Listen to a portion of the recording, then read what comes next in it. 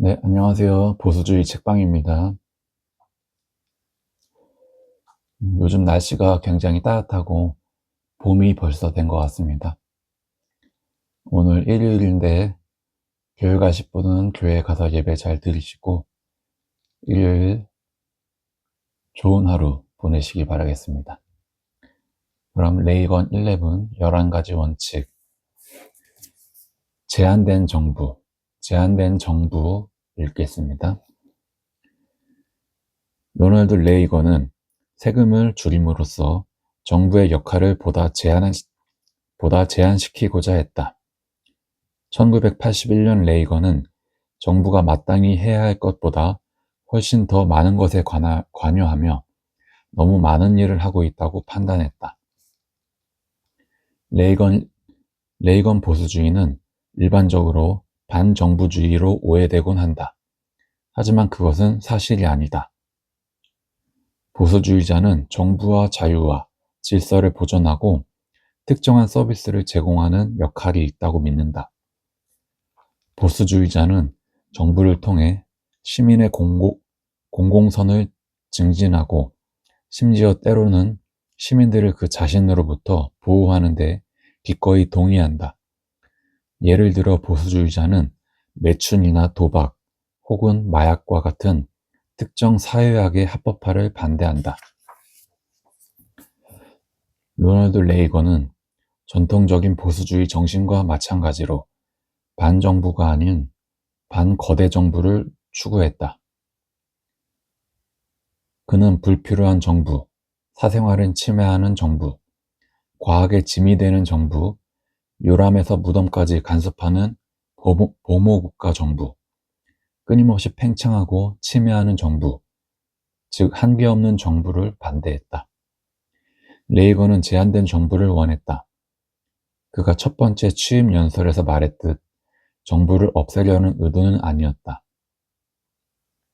물론 연방 정부를 축소하려는 레이건의 시도는 단순히 반정부주의로 오해받기 쉬웠고 레이건 스스로 그런 인식을 불러일으키기도 했다. 레이건의 명언 중에 이런 것도 있다. 영어에서 가장 무서운 9개의 단어는 I'm from the government and I'm here to help. 정부에서 나왔습니다. 제가 도와드리겠습니다. 입니다.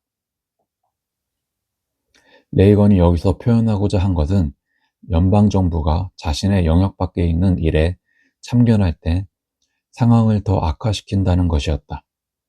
레이건은 어떤 사안을 민간 부분에 맡기는 것이 더 나은 경우 당연히 민간 부문의 손에 놔둬야 한다고 굳게 믿었다. 선택의 시간 연설에서도 그는 이렇게 강조했다. 정부는 그 합법적 기능 밖에서 어떤 일도 민간 부문보다 더 잘하거나 더 경제적이거나 효율적으로 하지 못합니다. 1981년 1월 레이건은 대통령에 취임하면서 연방정부가 민간이나 지방정부 혹은 주정부에 맡겨져야 할 역할과 책임을 너무 많이 떠맡고 있다는 것을 알고 있었다. 앞서 언급했듯이 레이건은 루스벨트의 뉴딜 정책이 국가 위기 상황에서의 일시적 조치일 뿐이었다고 여겼다.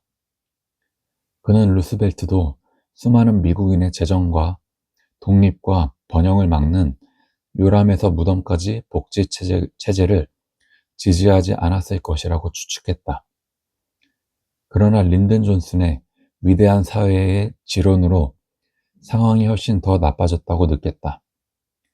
리버럴의 선의는 사회의 의존층을 대거 조성시키는 결과를 낳을 뿐이었다. 정부가 커질수록 그 연방 괴물을 먹이기 위해 세율도 올라갔다. 레이건이 자유를 외쳤을 때 그 자유는 해외의 소련 공산 폭정에 대한 것만이 아니었다. 통제를 벗어난 국내 거대 정부로부터의 자유도 의미한 것이었다. 1981년 그가 직접 작성한 취임 연설에서 레이건은 이렇게 말했다. 현재 위기 상황에서 정부는 우리 문제의 해결책이 아닙니다. 정부가 곧 문제입니다. 이것은 2009년 2월 오바마가 취임 직후 발언한 정부가 유일한 해답이라는 것과 정반대의 주장이다. 오바마는 이렇게 말했다. 우리 경제를 다시 소생시킬 수 있는 유일한 것은 이제 연방정부밖에 없습니다. 실업과 저소비 그리고 해고로 이어지는 악순환을 끊을 수 있는 것은 정부밖에 없습니다. 레이건이 정부가 항상 문제라고 하지 않고 현재 위기 상황에서 문제라고 했다는 사실에 주목할 필요가 있다. 1981년 당시에 정부가 너무 비대해져서 문제가 되었다는 말이다.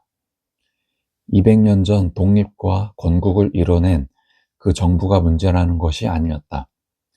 레이건은 미국을 권리만을 주장하는 복지국가에서 돌이켜 연방정부와 주정부가 균형을 되찾도록 정부를 축소시키기를 원했다. 그렇다면 이 과제에서 그는 얼마나 성공 혹은 실패했을까?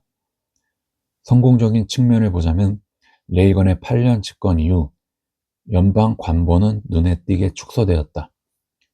연방 관보란 미국 행정부에 존재하는 모든 규칙, 규제, 규정들을 말한다.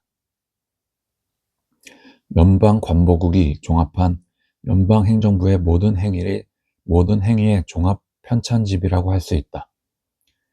연방 관보는 다시 말해 연방 규제의 총 목록이다. 규제와 규율이 더 많을수록 정부의 침해는 더 크다고 할 수 있다. 1980년 레이건이 대통령직을 시작할 당시 연방 관보는 87,012쪽이었다. 1986년까지 레이건 행정부는 이 분량을 47,418쪽까지 줄였다. 연방 관보는 1980년 21,092쪽의 규율을 담고 있었다. 1987년 이 쪽수는 13,625까지 줄어들었다. 1980년 연방 관보는 16,276쪽의 규율 제한을 담고 있었고 1988년에는 13,833쪽으로 줄어들었다. 규제를 축소하는 것은 레이건에게 분명한 성취였다. 1980년대 연방 지출은 어떠했을까? 이것은 보다 복잡한 문제다. GDP의 비율로 따지자면 레이건 시절 정부 지출은 양호해 보인다. 1980년부터 1988년까지 정부의 GDP 대비 국내 재량 지출은 꾸준히 감소했다. 또한 GDP 대비 법정 지출도 줄어들었다.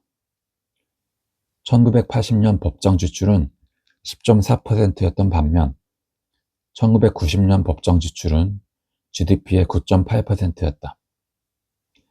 또한 비안보 부문의 재량 지출도 1980년 GDP 대비 5.2%에서 1989년 3.4%로 감소했다. 레이건 시절 미국 GDP는 엄청나게 증가했다. 이것은 경제가 번영한다는 매우 건강한 신호다. 그러나 GDP 대비 정부 지출은 감소했지만 실제 정부 지출 액수는 또 다른 문제였다. 예를 들어 복지 지출의 GDP 대비 비율은 감소한 것으로 나타나지만 실제 지출액은 폭발적으로 증가했다. 레이건은 원하는 만큼 정부 지출을 줄이지 못했다. 불행하게도 이것은 레이건이 예산 적자를 줄이지 못했다는 의미이고 그의 가장 큰 후회 중 하나로 남았다. 하지만 이것도 흑백으로 나뉘는 문제는 아니다. 먼저 레이건 대통령은 전임자로부터 만성적인 적자를 물려받았다. 프랭클린 루스벨트부터 정부 예산은 아이젠하워 대통령 때를 제외하고는 균형을 찾은 적이 거의 없었다. 1981년부터 1989년까지는 적자는 790, 790억 달러에서 1,490억 달러로 증가했다. 레이건의 입장을 변명하자면 사실 GDP 대비 증가는 거의 없었다. 1980년 적자는 GDP의 2.7%였고 1989년에는 2.8%였다. 하지만 경제가 워낙 많이 성장했기 때문에 실정부 지출액을 보면 오해의 소지가 있다. 재정 적자는 1980년대 중반에 가장 심했다. 1983년에서 1986년 사이 적자는 2,210억 달러까지 치솟았다. 하지만 경제가 계속 성장해 1987년에는 1,490억 달러로 급격히 감소했다. 이 감소는 세입의 급등으로 가능한 일이었다. 1986년부터 1987년까지 연방 재무부의 세입은 850억 달러까지 증가했지만 같은 기간 지출은 140억 달러만 증가했을 뿐이었다. 레이건의 비평가들은 그의 감세 정책이 세입의 부족과 재정 적자에 기여했다고 비판한다. 하지만 이것은 사실과 다르다. 레이건의 감세 정책은 세입의 감소를 불러오지 않았다. 세입은 1981년 5,990억 달러에서 1989년 거의 1조 달러까지 증가했다. 문제는 지출이 1981년 6,780억 달러에서 1989년 1조 1,430억 달러로 세입보다 빨리 증가했다는 것이다. 그렇다면 적자의 원인은 무엇이었을까? 레이건 적자의 요인은 두 가지로 나눌 수 있다. 첫째, 1982에서 83년 경기 불황으로 인한 세입의 급격한 감소. 둘째, 과도한 지출이다. 정부 지출은 의회의 민주당뿐 아니라 소련을 이기기 위한 국방 지출이었다. 하지만 국방 지출은 어마어마하게 남는 장사였다. 그것은 진정한 악의 제국을 소멸시켜 냉전을 승리로 이끌었고 1990년 민주당 빌 클린턴 대통령과 공화당이 장악한 의회가 국방 지출을 줄여 예산의 재균형을 이루도록 길을 열었다. 물론 경제 성장도 한몫했다. 레이건 전기작가 루 캐논은 레이건의 적자를 사실상 전시적자라고 적절히 표현하기도 했다. 리버럴이 레이건의 적자를 감세의 탓으로 돌릴 수 없는 이유는 또 있다. 적자가 가장 심각했던 시기는 1981년 레이건의 경기회복 법안으로 고소득 세율이 50%로 줄었을 때인 1983년에서 86년 사이다. 이 세율은 1987년 38.5%로 줄어들 때까지 그대로였고 1988년이 되어서야 28%로 떨어졌다. 그리고 정부 적자는 1983년에서 86년 사이 증가한 반면 87년에서 89년 사이 감소했다. 레이건의 이러한 입장은 오늘날 정책 기조에 큰 함의가 있다. 적자는 고소득 세율이 50%일 때 최고치를 달성했다. 이는 2012년, 2013년 오바마 대통령과 민주당이 적자 감소를 이유로 요구했던 39%보다 크게 높은 비율이다. 오바마 대통령과 리버럴이 39.6%의 세율로 적자 비율이 떨어질 것이라고 믿는다면 왜 레이건의 50%의 세율은 적자 비율이 떨어지지 않았을까?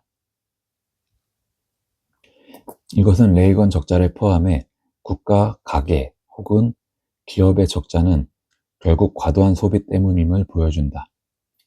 즉 적자는 가진 것보다 더 많이 쓸 때 일어난다. 보수주의자는 바로 이러한 과도 지출이 경솔함과 지급불능으로 가는 지름길이라는 것을 잘 안다. 그렇기 때문에 보수주의자는 작은 정부를 지향하고 적자와 부채를 본능적으로 거부한다. 네, 네이건 11 제한된 정부 읽었습니다. 요람에서 무덤까지라는 말이 있습니다. 저도 학교 다닐 때 배웠던 말인 것 같은데요. 정부가 태어날 때부터 죽을 때까지 책임을 진다는 말입니다. 그것은 정부의 큰 정부를 의미하는 거고, 정부의 과도한 개입을 말하는 것입니다. 국가가 개인 한 사람을 책임지는 것은 바람직한 것은 아닙니다. 우리의 행복과 우리의 인생은 각자 개인이 책임지는 거지 정부가 책임져 주지 않습니다. 그렇기 때문에 우리 보수주의자는 끊임없이 작은 정부를 추구해야 합니다. 좌파들이 집권하면은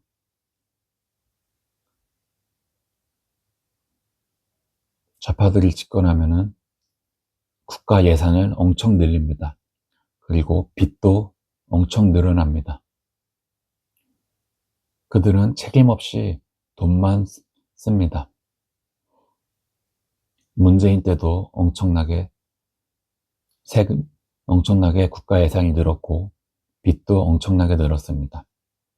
지금 이재명도 엄청 빚을 늘리고 있습니다. 우파 보수주의자들은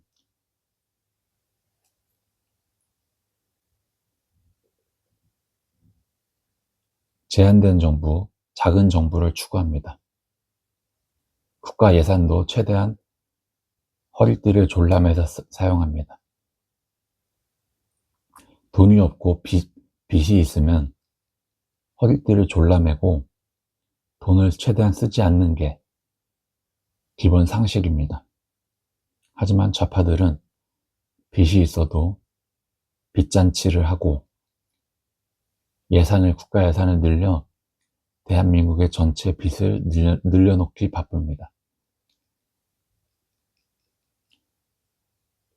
우리는 반드시 제한된 정부를 추구해야 합니다.